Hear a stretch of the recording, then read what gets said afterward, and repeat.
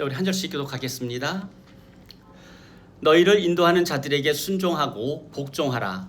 그들은 너희 영혼을 위하여 경성하기를 자신들이 청산할 자인 것 같이 하느니라.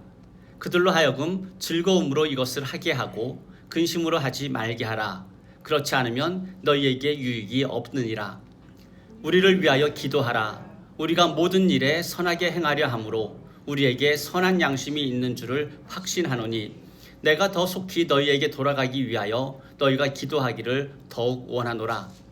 양들의 큰 목자이신 우리 주 예수를 영원한 언약의 피로 죽은 자 가운데서 이끌어내신 평강의 하나님이 모든 선한 일에 너희를 온전하게 하사 자기 뜻을 행하게 하시고 그 앞에 즐거운 것을 예수 그리스도로 말미암아 우리 가운데서 이루시기를 원하노라. 영광이 그에게 세세 무궁토록 있을지어다. 아멘. 형제들아, 내가 너희를 권하노니 권면의 말을 용납하라. 내가 간단히 너희에게 썼느니라. 우리 형제 디모데가 놓인 것을 너희가 알라. 그가 속히 오면 내가 그와 함께 가서 너희를 보리라. 너희를 인도하는 자들과 및 모든 성도들에게 문안하라. 이달리아에서 온 자들도 너희에게 문안하느니라. 함께 읽겠습니다. 은혜가 너희 모든 사람에게 있을지어다. 아멘. 오늘은 히브리서 13장 17절에서 25절까지 말씀으로 한 마음으로 하나님을 찬송하라는 제목으로 전하도록 하겠습니다. 여러분, 날씨가 참 많이 무덥습니다. 신앙생활 여러분 어떻게 잘 하고 계십니까? 이제 수요일 커피 브레이크도 방학했고 이제 주일에 한 번 저희들이 함께 모여서 이렇게 예배를 드리고 있는데 여러분 신앙생활 어떻게 하고 계십니까? 참 어려운 질문이죠. 그러면 이 신앙생활을 여러분 잘하는 비결이 뭘까요? 우리가 예수님을 믿은 지 1, 2년 된 건 아니니까 신앙생활을 잘할 수 있는 그 비결, 과연 그것을 무엇일까요? 어떤 경우에도 오래 참으면 또 오래 하면 여러분 신앙생활을 과연 잘할 수 있는 것일까? 아니면은 하나님을 많이 알면 신앙생활을 잘할 수 있는 것일까? 사실 신앙생활을 잘 하고 있는가라고 하는 질문이 우리에게 어려운 이유는 뭐냐면은 우리가 신앙생활을 잘 못해서가 아니에요. 신앙생활을 잘 못해서가 아니라 신앙생활을 어떻게 하는 것이 잘 하는 것인지를 모르기 때문에 우리는 이 질문을 어려워합니다. 여러분 신앙생활 잘하고 있는가라는 질문을 받으면 가장 먼저 어떤 생각이 듭니까? 나는 예배 생활을 잘하고 있는가? 그렇죠? 나는 기도 생활 잘하고 있는가? 나는 섬김과 봉사를 잘하고 있는가? 여러분 이런 것들을 생각하지 않습니까? 그런데 신앙이라고 하는 것, 특별히 신앙생활은 내가 무언가를 하는 것이 아니라고 하는 거예요. 그런데 신앙생활을 잘 하고 있습니까를 물게 되면 내가 뭘 하고 있지를 우리는 생각을 합니다. 신앙이라고 하는 것은 다른 게 아니라 받아들이는 겁니다.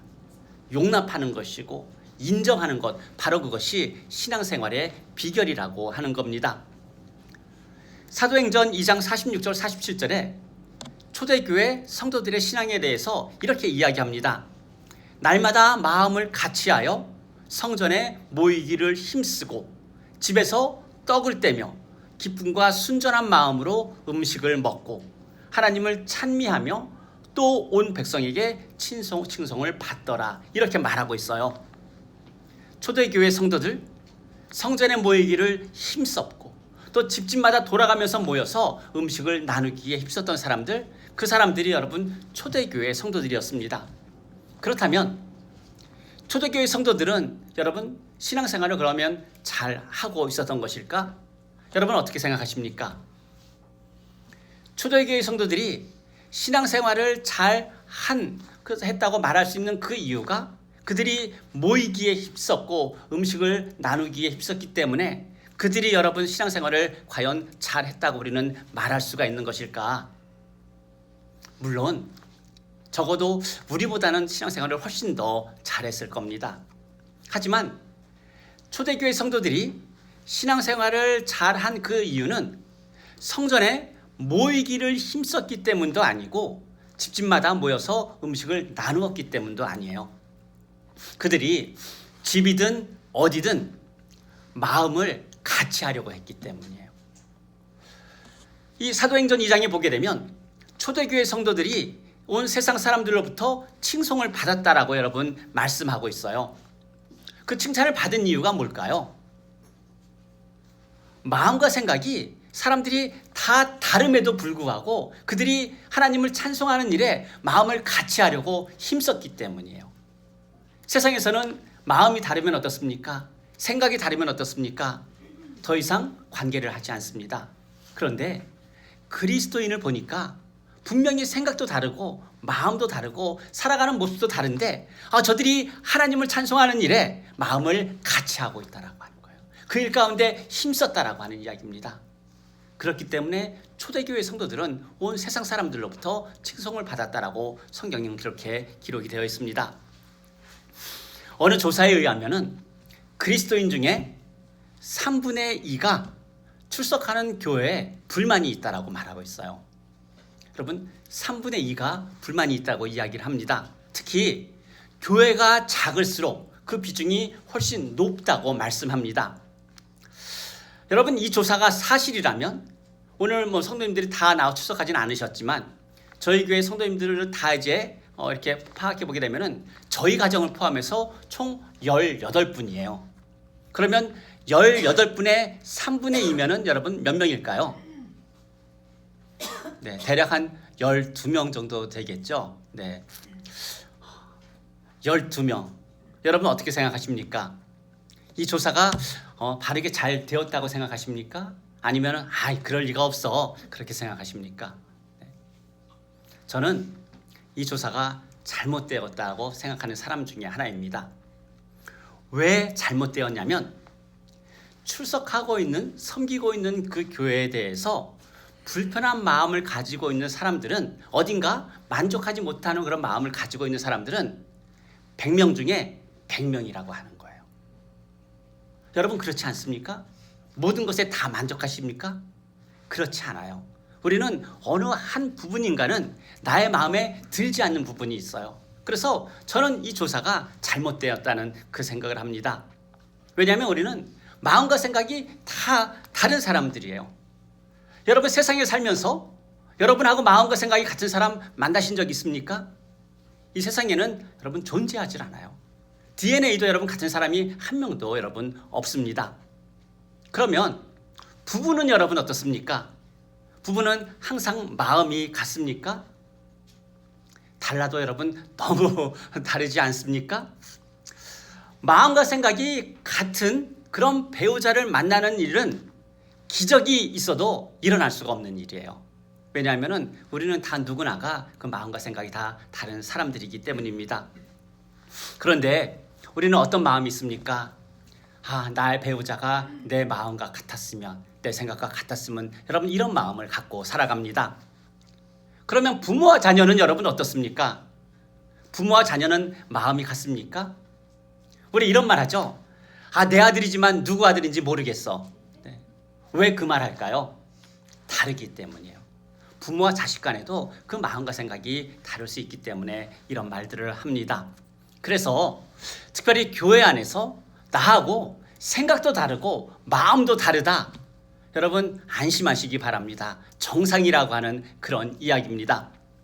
그런데 우리의 문제는 뭐냐면 나와 마음과 생각이 다를 때 나는 맞고 그 사람은 틀리다고 판단을 하는 게 우리의 잘못이에요. 부부간에도 마찬가지 아닙니까? 나는 맞고 나의 배우자는 다르다라고, 잘못되었다라고 그런 생각을 합니다. 오늘 말씀에 나오는 히브리 그리스도인들이 그랬어요. 히브리 그리스도인들은 교회 지도자들에 대해서 마음의 문을 닫아버렸어요. 그 이유는 뭘까요? 성도들이 처한 상황과 환경을 고려하지 않고 불가능해 보이는 것을 하나님의 말씀으로 요구했기 때문입니다. 가뜩이나 예수 그리스도를 믿는 것이 받기 때문에 힘든데, 그래서 지금 이 정도의 신앙생활을 하는 것만 해도 정말 기적인데, 우리 지난주에 나누었던 말씀에서 16절에서 어떻게 말씀하냐면 고난 중에 있어도 오직 선을 행하고 가진 것을 나누어 주는 것이 하나님이 기뻐하시는 일이다, 이렇게 말하고 있기 때문이에요. 여러분, 우리도 그런 경우 있지 않습니까? 설교를 들을 때 그런 경우가 있어요. 아니, 우리의 상황과 형편을 좀 알고 이런 말씀을 하셔야지라고 하는 그런 생각이 들 때가 있다는 이야기입니다.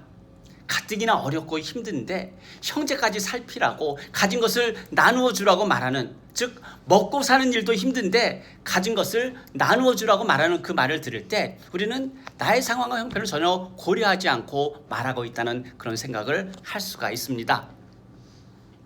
사실 그런 생각할 수가 있어요. 그런데 그런 말을 들을 때마다 우리 마음 가운데는 어떤 마음이 쌓이냐면은 우리의 상황과 형편도 살피지 않고 우리의 상황도 모르는 목사님이라고 그렇게 생각을 합니다.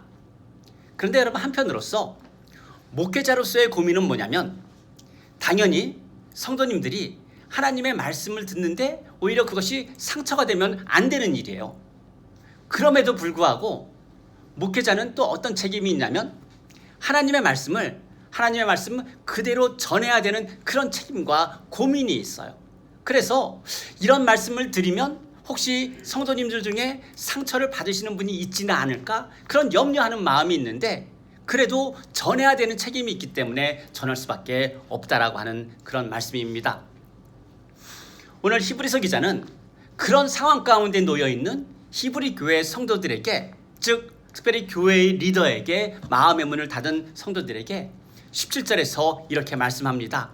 첫째, 인도하는 자들에게 순종하고 복종하며, 둘째, 인도하는 자들이 근심하지 않고 즐거움으로 그 모든 일들을 할 수 있도록 하며, 18절에는 인도하는 자들이 모든 선한 일을 행할 수 있도록 그들을 위해서 더욱 기도하라. 여러분, 이렇게 말하고 있는 거예요. 지금까지 제가 봤던 성경 말씀 중에서 가장 마음에 드는 말씀입니다. 네.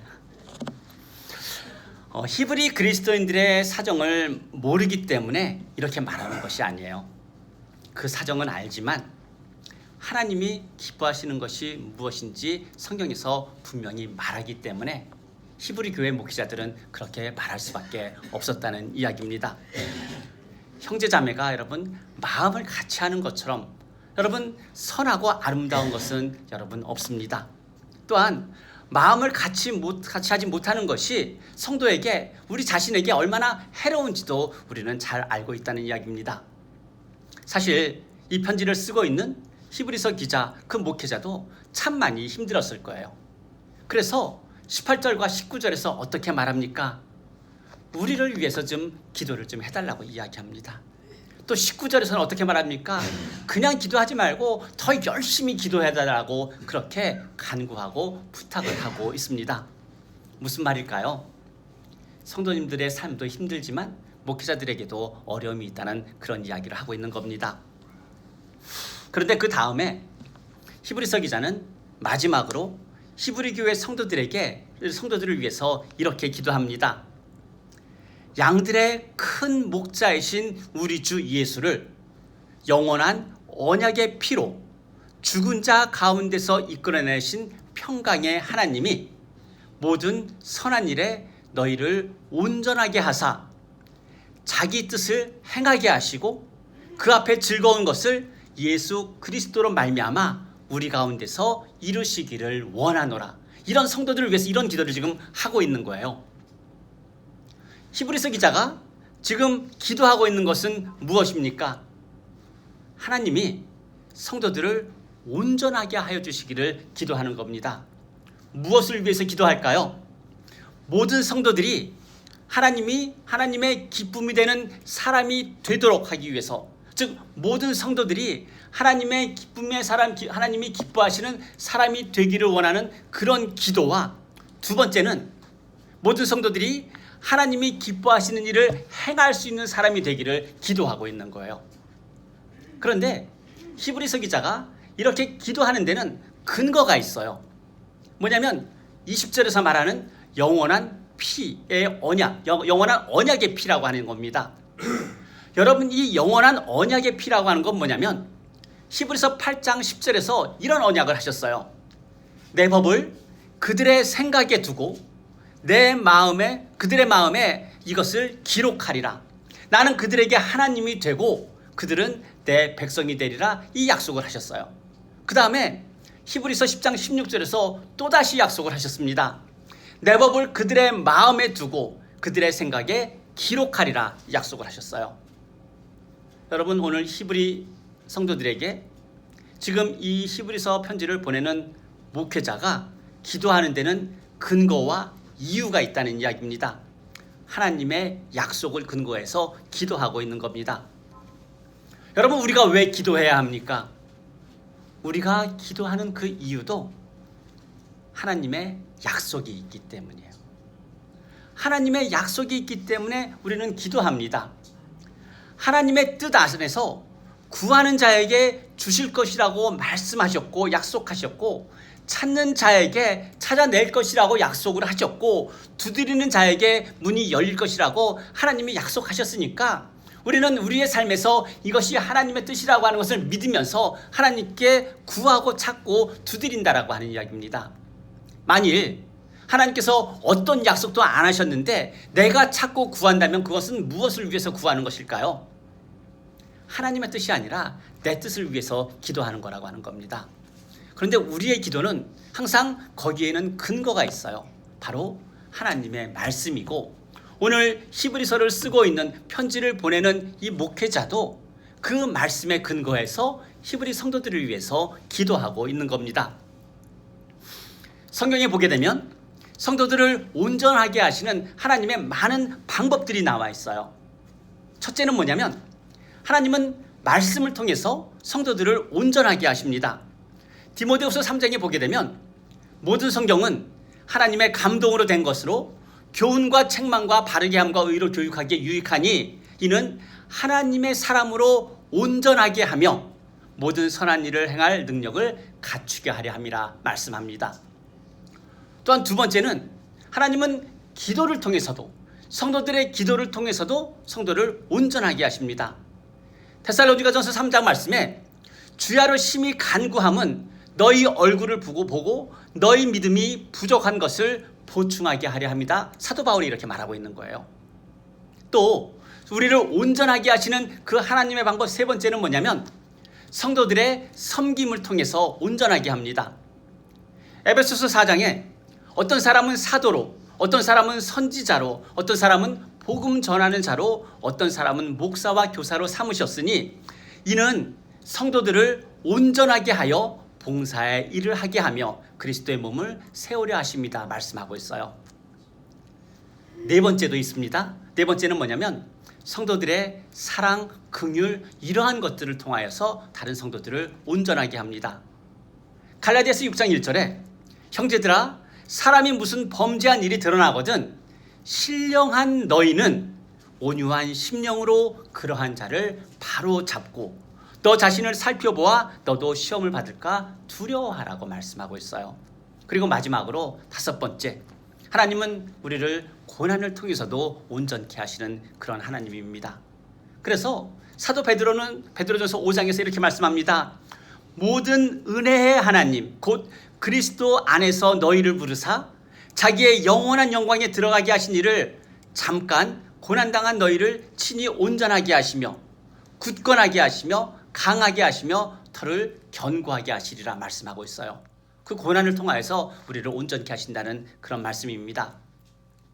그렇다면 이 여러 가지 하나님께서 우리를 온전하게 하시는 방법 중에서 하나님께서 가장 많이 사용하시는 방법은 여러분 어떤 것이라고 생각을 합니까? 하나님은 어떠한 방법으로 우리의 연약함을 온전하게 하실까? 여섯 번째, 하나님은 용서를 통하여서 긍휼히 여기심을 통하여서 우리를 온전하게 하십니다. 예수님께서 중풍병자를 고치시고 뭐라고 말씀하셨습니까? 내 죄사함을 받았느니라 말씀하셨어요. 또 예수님의 발을 눈물로 적시고 머리털로 닦았던 그 여인에게 어떻게 말씀하셨습니까? 내 죄사함을 받았느니라 말씀하셨습니다. 그리고 죄를 사하시는 말씀을 하신 다음에 다시는 죄를 짓지 말라고 말씀을 하셨어요. 결국 예수님은 용서를 통하여서 성도들을 회복시키시고 온전케 하셨습니다. 베드로에게는 여러분 어떻게 하셨습니까? 예수님을 3번이나 부인했던 베드로가 이제 너무나 수치스럽고 부끄러워서 숨어 있었지만 예수님께서 어떻게 하셨습니까? 그 베드로를 찾아가셨어요. 그리고 베드로를 용서해 주셨습니다. 그리고 그를 회복시키셨고 이제 하나님의 일을 맡은 선한 청지기로 하나님께서 베드로를 부르셨어요. 우리가 잘 알고 있는 바울이라고 하는 사울. 여러분, 사울은 어떻습니까? 다메섹 도상에서 예수님께서 찾아가셨습니다. 그리고 그를 용서하시고 회복시키시고 예수 그리스도의 사도로 세우셨습니다. 그런데 예수님께서 그 용서를 통하여서 성도들을 온전케 하실 때는 한 가지 특징이 있습니다. 어떤 특징이냐면 베드로에게도 사도 바울에게도 그들에게 충분한 시간을 주셨다는 거예요. 베드로에게 찾아가셔가지고 바로 베드로와 이야기하지 않으셨어요.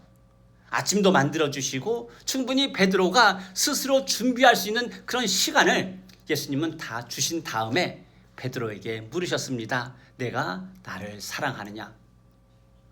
사울은 어떻습니까? 예수님께서 사울을 만나고 난 다음에 이제 사울이 예수님을 만나고 난 다음에 사울도 상당히 오랜 기간을 이제 성경에 나오지 않는 그 오랜 기간 동안 이제 준비할 수 있는 그런 시간을 예수님께서 주셨고 온전케 하셨다는 말씀입니다. 바로 이 온전케 하셨다라고 하는 그래서 의미가 뭐냐면 온전케 하심이라고 하는 단어의 의미가 뭐냐면 이 상처를 꿰맨다는 그런 의미예요. 온전케 하신다라는 그 말의 의미는 뭐냐면 부러진 뼈에 깁스를 한다는 그런 의미예요. 그래서 예수님께서는 우리의 상처를 꿰매시고 우리의 부러진 뼈를 다시 붙게 하기 위해서 깁스를 하셨는데 바로 그 방법이 뭐냐면 용서를 통하여서 그 일들을 행하셨고 특별히 저와 여러분은 그 용서하심으로 말미암아 오늘 하나님을 예배하는 자로 이렇게 살아가고 있는 겁니다. 사랑하는 성도 여러분, 우리 모두는 마음과 생각이 너무나 다른 그런 사람들입니다. 그래서 때때로 그 다름 때문에 힘들기도 하고 때때로 그 다름 때문에 상처를 받기도 합니다. 하지만 그 다름을 발견하게 될 때마다 우리가 꼭 기억해야 되는 게 있습니다. 예수님은 상처를 꼬매시고 부러진 뼈에 깁스를 해 주실 때 그 사람들에게 시간을 주고 기다리셨다라고 하는 거예요. 예수님은 그 사람들이 회복이 될 때까지 상처를 싸매 주시고 이제 모든 분 치유려 해 주시면서 그 모든 상처들이 나을 때까지 기다려 주셨다는 그런 말씀입니다. 다른 사람이 여러분 한 마음으로 하나님을 찬송하는 그 일에도 함께하고 있는 모든 성도들이 마음을 같이 하는 데 힘쓰며 하나님을 찬송하는 그 일 가운데도 우리에게 필요한 것이 뭐라는 말씀입니까? 예수님이 우리에게 주신 그 시간처럼 우리에게도 기다림이 필요하다라고 하는 거예요. 여러분 잘 기다리십니까? 누군가를 잘 기다릴 수 있는 그런 삶을 살고 있습니까? 사실 우리의 문제는 뭐냐면 너무 조급하다라고 하는 거예요. 특히 다른 사람에게 너무 조급합니다. 나와 마음과 생각이 다른 사람들에게 너무 조급해서 너무 빠르게 판단하고 너무 빠르게 결정을 합니다. 그러나 히브리서 기자가 오늘 우리에게 주시는 말씀은 뭐냐면 그 치유와 회복과 다시 온전케 되면은 시간이 필요하다라고 하는 거예요. 그러니 기다리라. 히브리 그리스도인들에게도 기다리라고 지금 말씀하고 있는 겁니다. 오늘 히브리 그리스도인들처럼 하나님이 우리 말씀 위의 교회 모든 성도님들을 온전하게 하시기를 주님의 이름으로 축복합니다. 마음을 같이 해서 하나님을 정말 온 마음을 다해서 찬송할 수 있는 그 일 가운데 마음을 같이 하는 일에 힘쓰기까지 하나님께서 우리 모든 성도님들 한 분 한 분을 온전케 하게 되시기를 주님의 이름으로 축복합니다. 그러기 위해서 여러분 꼭 기억해야 할 것이 있습니다. 서로를 향해서 긍휼한 마음이 있어야 돼요. 나와 마음이 다르고 나와 생각이 다르고 내 눈에 보이는 것이 어딘가 불편함이 있다 할지라도 우리는 그 성도에 대해서 긍휼한 마음이 있어야 됩니다. 왜 그럴까요? 예수님이 나에 대해서 그러한 긍휼한 마음으로 나를 기다려 주셨고 용서해 주셨기 때문입니다. 또한 모두를 온전케 하시고 회복시키실 그 주님을 신뢰하며 또한 기다려야 한다는 그런 말씀입니다. 왜냐하면 그리스도 안에서 그 은혜의 풍성함을 따라서 그의 피로 말미암아 우리 모두가 죄사함을 받은 사람들이기 때문입니다. 우리를 보면 참 많이 급합니다. 제 자신도 참 많이 급합니다. 그래서 다 되어질 때까지 기다리지 못합니다. 특히 다른 사람에 대해서 너무나 급하다는 이야기입니다. 그래서 조금만 더 기다리게 되면 정말 은혜롭게 잘 되어질 그 일을 그 조금을 기다리지 못해서 우리는 망치는 그런 경우들도 있다는 것을 경험하게 됩니다. 그런데 여러분, 주님을 신뢰한다면, 하나님의 약속을 신뢰한다면 주님의 온전케 하심을 믿으며 오늘도 기다릴 수 있는 저와 여러분 되시기를 주님의 이름으로 축복합니다. 기도하겠습니다. 사랑이 많으신 하나님 아버지, 참 감사합니다. 우리를 긍휼히 여기시고 불쌍히 여기시며 우리의 모든 상처와 아픔과 우리의 부러진 뼈가 다 나을 때까지 그 상처를 꿰매시고 또 싸매주시고 깁스해주시고 또 가려울 때는 긁어주시면서까지 모든 시간을 우리에게 주신 그 하나님의 은혜 가운데 감사함을 드립니다. 오늘 이 시간 주님을 예배하고 있지만 우리의 어떤 됨됨이 때문이 아니라 오직 하나님의 은혜 때문에 이 자리에 있음을 이 시간 고백합니다. 하나님, 주께서 나에 대해서 그러한 긍휼함으로 시간을 주시고 용서하심으로 회복했던 것처럼 또 사랑하는 성도들과 형제들과 가족들을 향하여서 주 안에서 기다리며 주님의 때를 위해 함께 기도하며 나아가는 그런 지체들 되게 하여 주옵소서. 감사드리며 예수님의 이름으로 기도드립니다. 아멘. 일어나서 함께